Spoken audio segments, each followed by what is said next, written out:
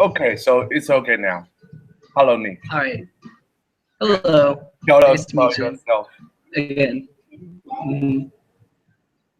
Please tell us. Yeah, how's it going over there? Yes. Very good. So, can you hear me clearly? Yeah, I can hear you now. There's just a delay. Okay.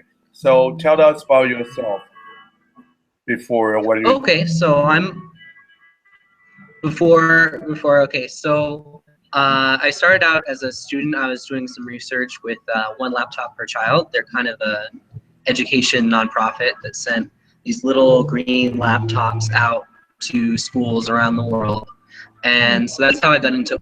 And at that time, I didn't know about civic tech. I don't know if civic tech even existed, but my major was civil engineering. So I'm learning about bridges and concrete and things. And over time, I'm really glad that engineers know how to make good concrete. Really something I was so interested in.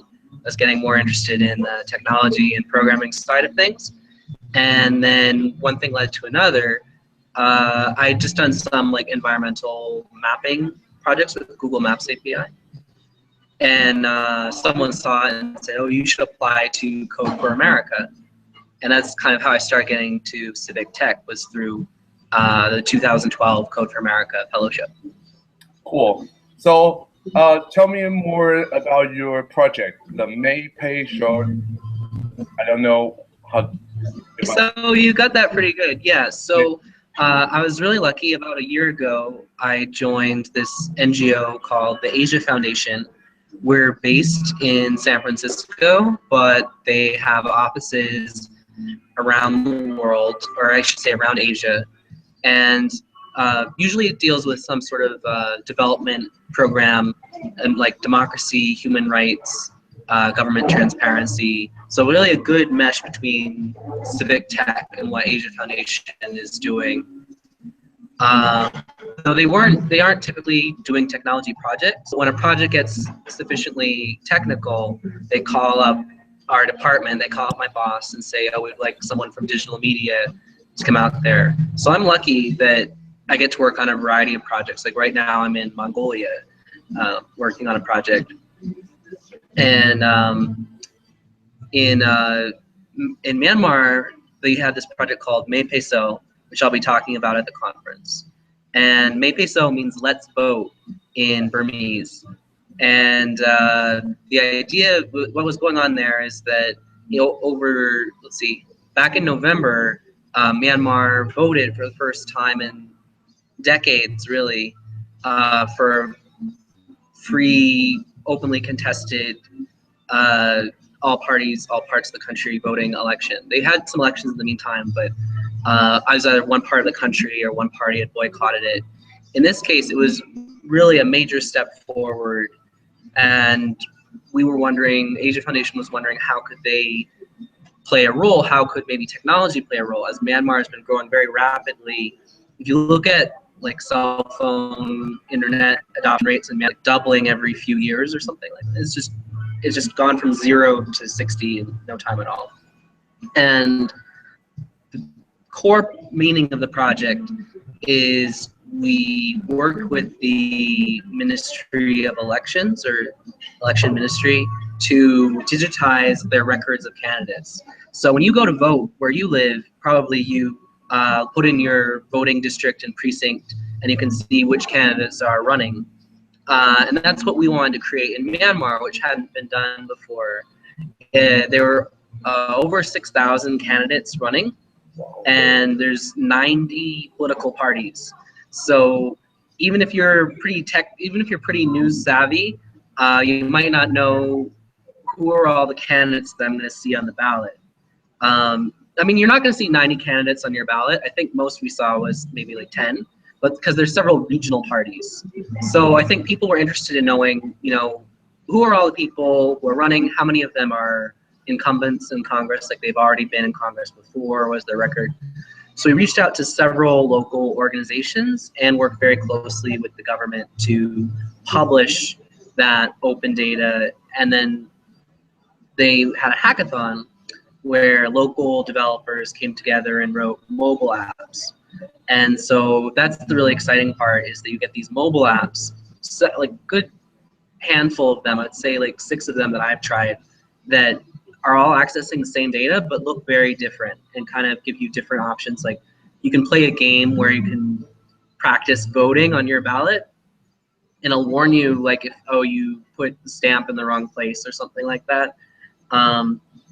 So that's not something that we came up with. That's really a good argument for having local developers be a big part of what you're doing. It's something that just locally people are thinking, oh, that's going to be the best. I mean, we don't want to just give people a document or a static page that says, here's how to vote. Instead, they create a little mini game within the app where you can look up your candidates and then practice your ballot skills. That's good. So how you convince the old government institute, which hold an election, to open data and work with you? Well, the initial conversations happened before I arrived, before I even started working with Asia Foundation. So, but you know, with technology growing so quickly, everyone in the country getting these mobile phones, and this desire by the Election Commission and all these other people involved in the project really wanting to make it like an undisputed open election, and really being interested in, you know, being modern about it. Like I think maybe they've seen how other countries are doing the elections, and we definitely could not have done this without like the full support of the local election commission. Like they, we knew that they were this data there, and so we went and asked them, you know, how does the data work? How do you get it?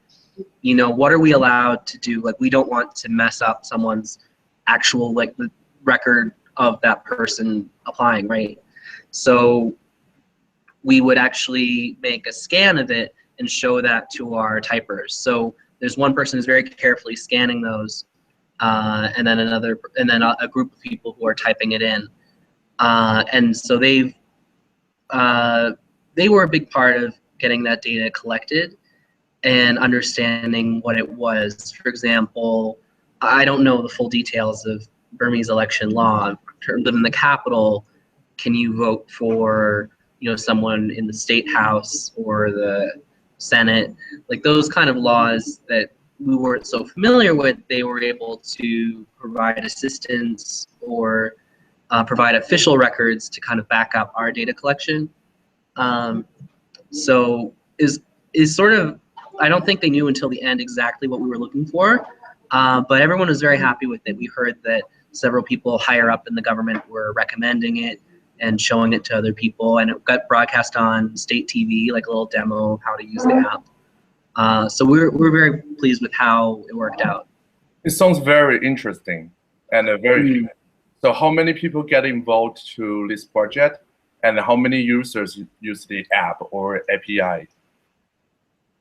I wish I had those numbers like right in front of me. I want to say that we got 100,000 plus users of the app. We were recently talking about, did we reach all of the districts of Myanmar, which is actually a good test, because many of the more rural districts, as you might imagine, would not have the kind of smartphone penetration that would be necessary to run a smartphone app. We were able to get, I want to say, about 75% of the districts, which means like someone said, I want to see the ballot for this district from the official app. Okay. So we have some stats on that I have to like go through and make sure that they're right. On our data collection team, we had at one time 20 typists, because in Burmese, they actually have a different way of typing. So we have to hire a specialist who knows that. At some point I started to recognize some letters and could be like, oh yeah, that person is saying they're Buddhist, or that person is saying their name is this. But obviously we needed the help of local people to put that together. And then in terms of the hackathon, we had over 100 people at the hackathon. There were, I want to say, a dozen teams that went into the final judging of the hackathon, and then we worked with the top 3 teams to make sure that they could, you know, polish their app and get it launched on the Play Store, and things like having a domain, right? Yes. $12 sounds like not too expensive, but it's actually very difficult to get a credit card or a debit card in Myanmar because of the old system. Okay. So if we're able to just purchase that for them, it actually goes a long way towards them not having it like MyanmarSampleApp.herokuapp.com, right? Like you want to have the custom website there. Cool. So from a broader sense, you could say there's 150 so people that were involved in making this happen, the whole ecosystem happen, and then our reach is out to another 100,000 plus people. So I was really impressed that worked out. Yes, very impressed. So we know the Myanmar have the new government and new policies. Yes. Right. So what's the the new government? I should mention the guy who was just selected to be president was a computer science student in the 70s. Yeah. I mean, he's apparently he did COBOL and Fortran and punch cards back in the day, but still it makes me feel like he's like one of us. So he's a poor open data. We haven't. I don't think we've reached out to him in that capacity. I imagine that there's a lot of things to do when you become president. Yeah. But I just thought that was an interesting thing, like a little factoid. Like they said, oh, he studied computer science. I'm like, but do you just study computer science, or are you saying that there's like a programmer president now? And they're like, yeah, he did some code. We'll have to next time we do a project, we'll have to invite him to the GitHub repo and see what happens. Yeah. So what's the next step of this project or your foundation?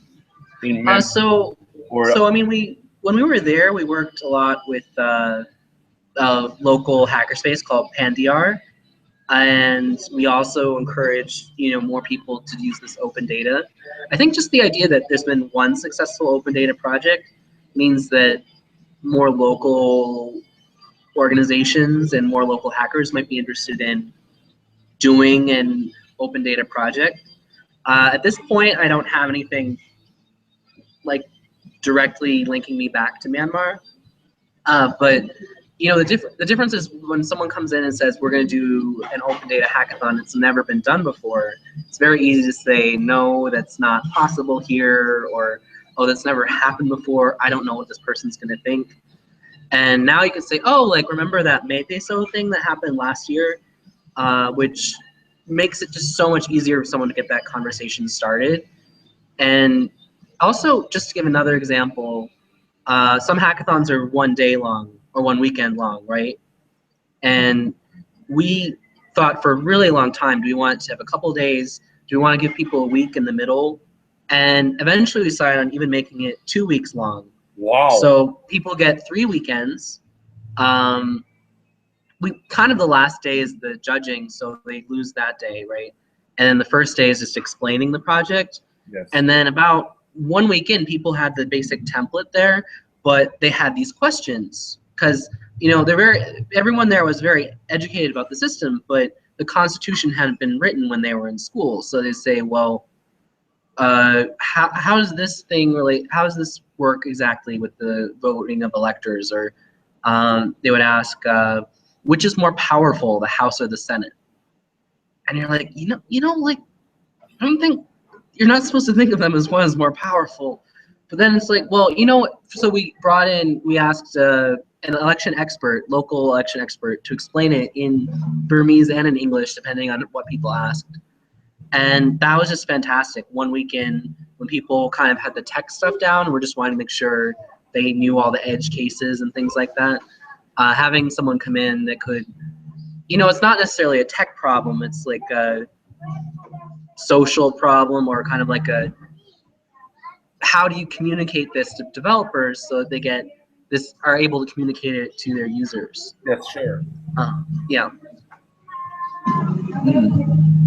Oh, so in your opinion, is the global civic tech community actually bringing impact or in Asia?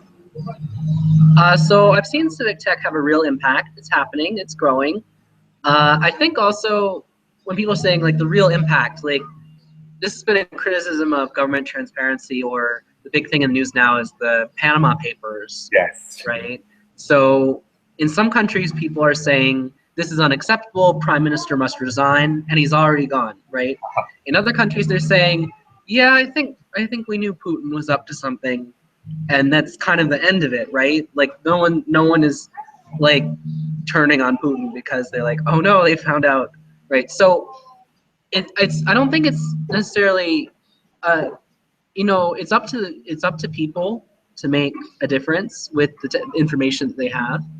But then also it's important to recognize each country you have kind of, I don't want to say like a sandbox mode, but there's a sort of mode where there are things that you're going to be able to achieve in the like near term, and there are things that, you know, civic tech isn't going to turn over right away. Like here in Mongolia, I don't know of other people in the so many people in the civic tech world. Like we're setting up some open data from the city, but we don't really know who's going to receive it yet. But I think it's better to have a thing publishing this data, so maybe some students here and there are using it, rather than kind of waiting for it to like fully emerge, like saying, let's get ahead of it a little bit and see what happens. Yeah. That's very cool. So did you see our agenda yet? Yeah, I did. What section in the summit would be more interesting to you, or which one you would like to be most? So before this job, I worked for the Museum of Modern Art in New York. So I'm actually interested in, there's a session on open art data, or like, I forget exactly what it's called, but I was really interested in how that's going to turn out. Sorry if there's like a noise right now. That's very cool. So I guess that's it. Okay. Okay, let's get off the air.